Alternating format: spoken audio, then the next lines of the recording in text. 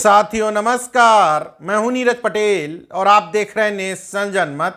योगी जी के इस तथाकथित रामराज्य से खबर आई है कि ग्रेटर नोएडा में एक कोल्ड स्टोरेज से 300 टन गौमांस बरामद हुआ। गोदी मीडिया में बैठे कट्टर हिंदुत्व के ठेकेदारों के लिए यह खबर मिर्च मसाला लगा करके परोसने की थी, लेकिन करेला और नीम चढ़ा। एक तो इस पूरे घटनाक्रम का मुख्य आरोपी हिंदू निकल गया और हिंदू में भी ब्राह्मण निकल गया।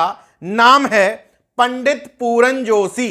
इसी पूरन जोशी के कोल्ड स्टोरेज में 10-20 नहीं बल्कि 300 टन गौमांस बरामद हुआ है।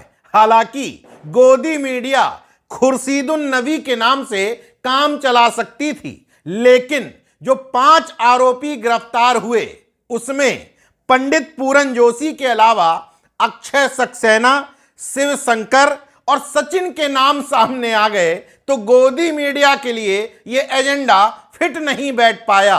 इसलिए इस मामले में जितनी टीआरपी नफरत बटोर करके गोदी मीडिया हासिल कर सकती थी वो नहीं हो पाई। बची कुची कसर गाजियाबाद के लोनी से भारतीय जनता पार्टी के हिंदुत्व के झंडावरदार विधायक नंद किशोर गुर्जर ने पूरी कर दी।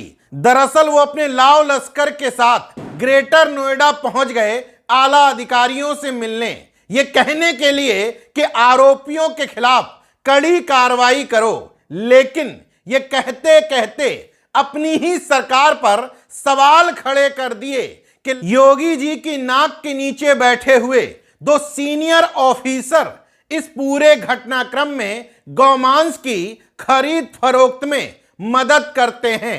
हालांकि विधायक जी ने नाम नहीं बताए, लेकिन अपनी ही सरकार के पुलिस प्रशासन और आला अधिकारियों पर सवाल खड़ा करते हुए ये भी कहा कि छोटी छोटी मछलियां पकड़ ली जाती हैं, बड़ी मछलियों को छोड़ दिया जाता है। अब योगी जी के आसपास बैठे वो कौन से 2 बड़े आला अधिकारी हैं जो इस पूरे मामले में इन्वॉल्व हैं, ये तो विधायक जी ही जाने। बहरहाल जो लोग कहते हैं कि नाम में क्या रखा है, इस घटनाक्रम से समझ लीजिए कि नाम में क्या क्या नहीं रखा है। अगर इन लोगों के नाम मोहम्मद खान होते तो सोचिए, गौमांस मिलने पर नहीं बल्कि गौमांस खाने भर के रखने भर के शक पर पीट पीट करके हत्या कर दी जाती है।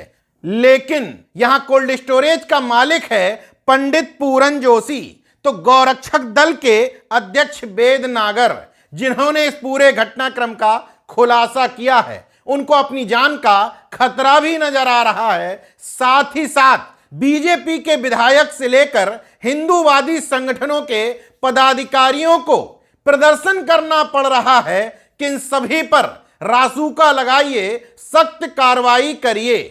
नेशन जनमत यूं ही नहीं कहता कि योगी जी जाति धर्म देखकर ही सख्त और नरम पड़ते हैं। इतने बड़े मामले में जहां 300 टन से ज्यादा गौमांस बरामद हुआ है, स्थानीय पुलिस कह रही है कि इतने टन गौमांस का मतलब है तकरीबन 15,000 से ज्यादा गायें यहां काटी गई होंगी। इसके बावजूद न भावना आहत गैंग की भावनाएं भड़क रही हैं, न तथाकथित हिंदुत्व के ठेकेदारों की, ना ही सख्त मुख्यमंत्री की और ना ही उनकी सख्त पुलिस की। हालांकि पंडित पूरन जोशी बड़ी मात्रा में कई सालों से गौमांस बेच रहे थे।